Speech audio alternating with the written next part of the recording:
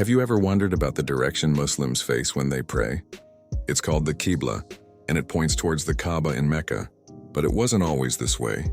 And the story of who first built the Kaaba itself? Well, that story goes back to the very foundations of monotheism. Let's rewind time way back. According to Islamic tradition, the first person to build the Kaaba wasn't a king or a conqueror. It was Adam, the very first man. He is believed to have built the original structure as the first house of worship dedicated to the one God on earth. Picture it. A simple foundational sanctuary in the barren valley of Mecca, a focal point for humanity's connection to the divine. For generations, this sacred house stood as a testament to pure monotheism. But as centuries passed, time and natural disasters like the Great Flood in the time of Noah took their toll.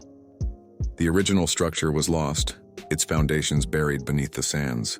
People fell into idol worship, and the memory of the one true God faded for many in the Arabian Peninsula. The sacred site was forgotten, waiting to be rediscovered. And this is where the story takes a pivotal turn. Thousands of years after Adam, God commanded another prophet to journey to that same desolate valley. This was Abraham, or Ibrahim, a figure revered in Judaism, Christianity, and Islam. He traveled with his wife Hagar and their infant son, Ishmael. Following a divine command, Abraham left them there with a small supply of water and dates. It was a profound test of faith.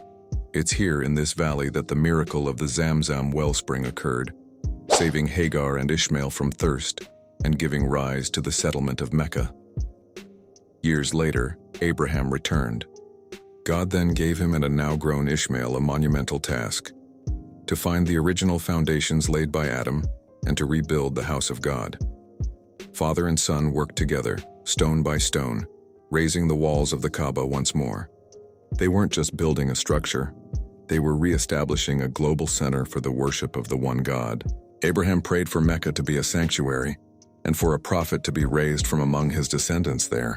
This prayer, according to Islam, would be answered centuries later with the arrival of Prophet Muhammad. So when you see millions of people turning towards a single point on the globe to pray, you're not just seeing a ritual. You're witnessing the continuation of a story that began with the first man, was rebuilt by the great patriarch Abraham, and was ultimately fulfilled as the heart of Islam. It's a powerful reminder of a shared ancient heritage of faith, all centered around that simple sacred cube in the heart of Mecca.